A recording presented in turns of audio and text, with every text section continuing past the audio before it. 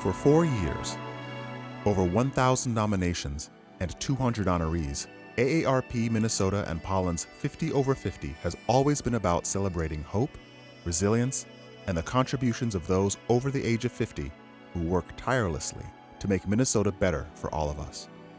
We see 40 under 40, we see 30 under 30, but there was not a real positive story being told about what it means to age in our state. When there's a topic or something happening in society that makes us angry, like seeing people who are over the age of 50 not being recognized for their accomplishments, we can take that anger and that rage and we can channel it into something joyful and productive and celebratory. That's what 50 over 50 is about. The 50 over 50 list recognizes and celebrates the courageous, compassionate, and selfless acts of service by Minnesotans over the age of 50 who are giving their all. Coolest thing about 50 over 50 is how it carries over into community. It's not just about today, it's about what happens out there. As they care for the sick, feed the hungry, counsel the distraught, heal the masses, reimagine their businesses, and give hope to our communities. This year is no different. In fact, their inspiring stories are exactly what we need right now, in the face of a global health and economic crisis.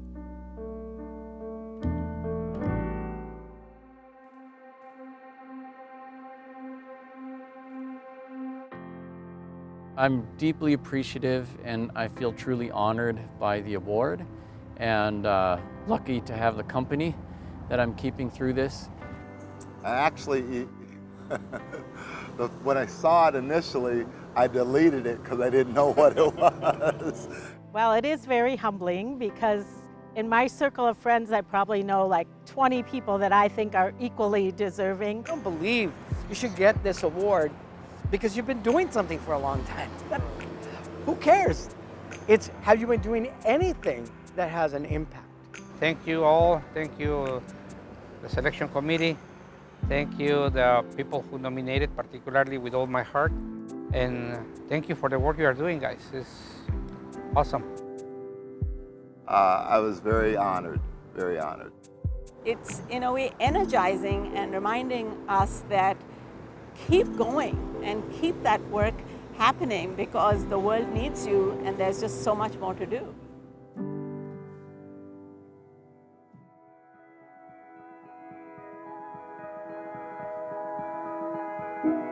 The best artists find beautiful, compelling ways of sharing their world with us, and that skill doesn't fade with age.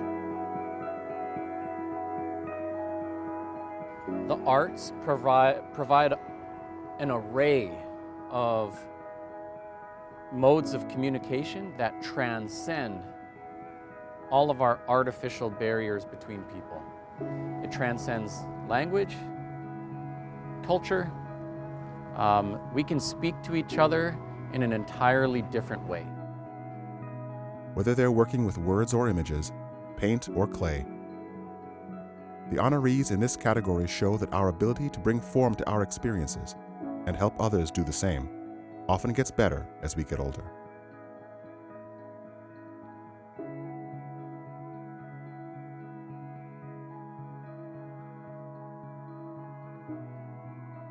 You know, I teach Ojibwe language, history, culture, do a lot of racial equity work. I consider myself a part of many different communities, and we're experiencing profound challenge and change in all of them.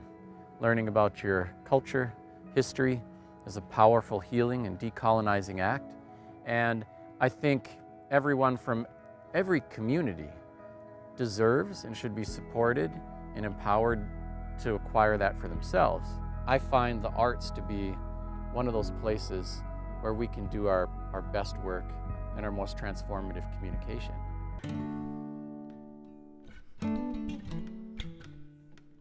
Success in business and connection to community don't have to be mutually exclusive. You know, when we talk about the children with autism or adults with autism, which I work really closely with, there's no structure in place for them to be able to manage their day-to-day lives. With leadership in industries from food to finance, they're showing that our golden years can generate both profit and positivity.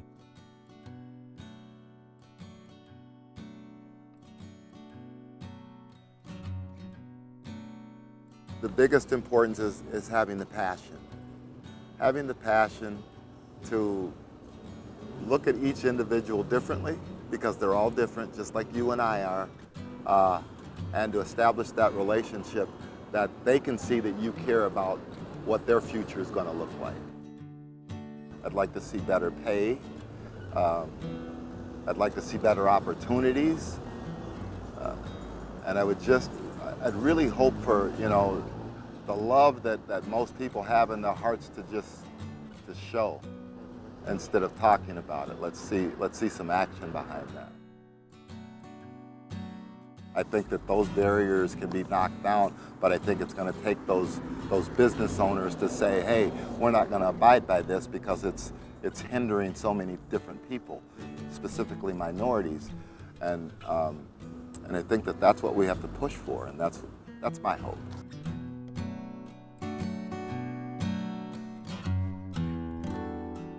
Proximity alone doesn't bind us together. It takes each of us reaching outward with support from leaders who understand community.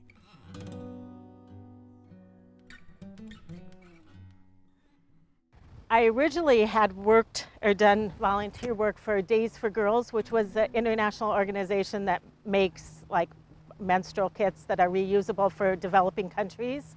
And then when the pandemic happened, they said to basically stop that and change it all to masks. In the end, we did 6,000 masks we made and donated. And we're a little town of 400 people. These honorees are living proof that aging doesn't mean turning our attention inward.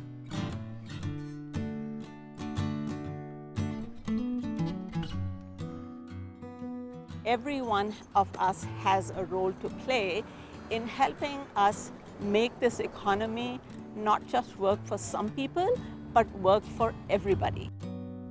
Whether they're advising or organizing, researching or educating, they're still reaching outward to strengthen our communities.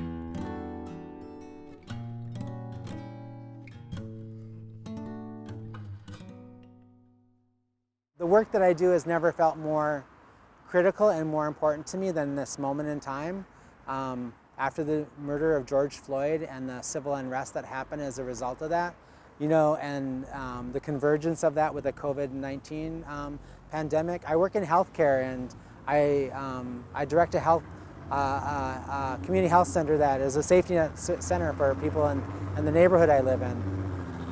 And when those three things kind of all happened at the same time, it really laid bare all of the challenges that our community has. I had like the Wellstone Center in Hibbing call me, and this woman was almost crying, and she was saying that we don't have any PPE starting Monday, and this was a Friday. And so my husband took everything we had and drove over there and delivered it for the Monday.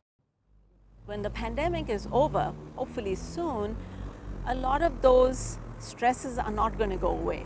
So our work needs to continue. It's not going to happen overnight. It actually starts with trust, building relationships, and then knowing what your sphere of influence is. And the influence starts with your family, your friends, your place of worship, where you work. And that influence is what we can use to make and bring about change in communities.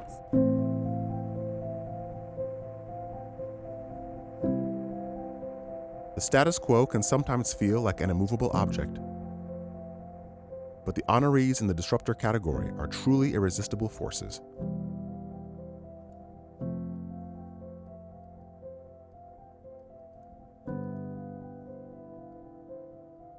As a category, they kind of look to see how they can add value to the community. Ushering in a change that is going to be a sustainable change, but it's also challenging the status quo and how things are normally done. That's kind of it. But as an artist, it's asking the question is what is meaningful. And I'm sorry, I don't decorate. I I've done a lot of work in terms of being the first one to walk through the door, but the thing that I'm most proud of is holding the door open and encouraging people to walk in with me, not necessarily behind me. That's the name of the game. We need to go and in every single corner, every single moment, remind people we're not there yet. They're making it clear that getting older doesn't mean settling for things as they are. Instead, they're working to make things better in healthcare, education, media, or any system that needs the energy of innovation.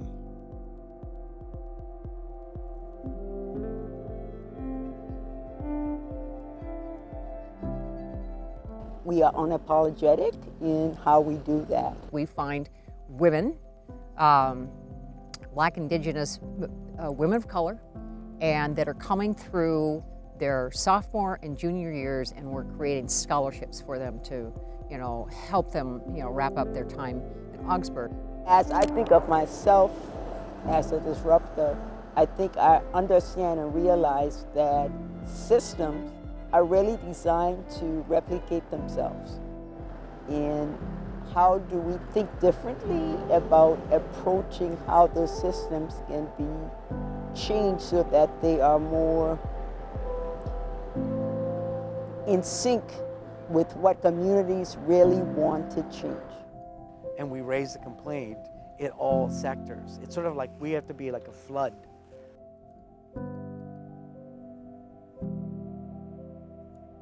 The Minnesota nonprofit sector reaches across a wide variety of issues and communities all over the state. But what unites them all is a belief in the power of service and leadership.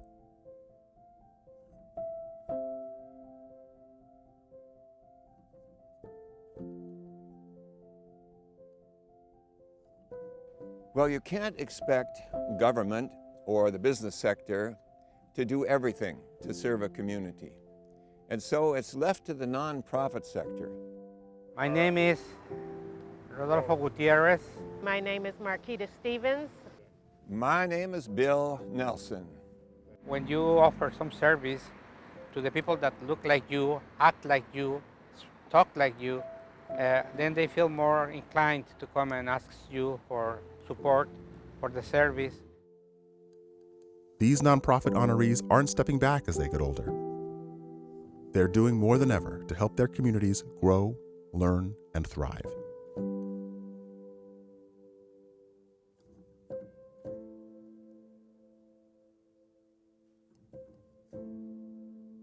I just completed a primary run for state senate.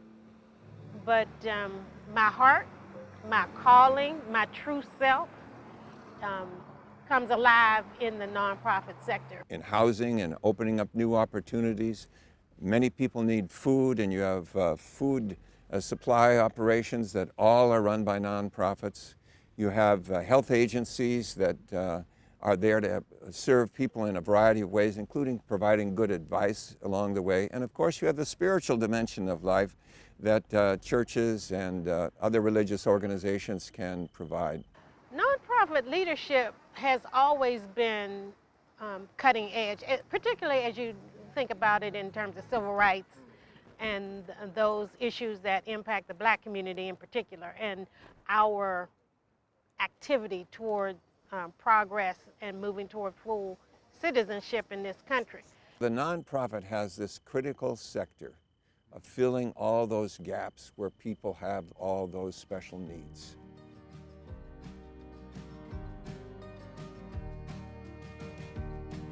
If you were going to be the best that you can be, it just has to be where you are and who you are. So I see myself and all of us getting more directly involved in making the change and we want to see. You're still setting goals and still achieving those goals. And then you think about the world out there and the needs that it has. There are so many opportunities to give, to help, to support. To me, 50 is kind of the point in which you are old enough for you to accumulate a lot of experience that you can share. It's the time of your life when you can apply all the lessons that you've learned throughout your life So as you enter into elderhood, it's something to look forward to. It's an opportunity to share your memories. And more importantly, you discover how little you know and how much more out there is yet to know. I guess I haven't felt myself that I'm old yet. I am more confident at 51 than I was at 41. Mentally, emotionally, physically, financially, career-wise. I love it. I love aging, tell you the truth. I can't wait to have more wrinkles on my hand because it just means much more to do and contribute.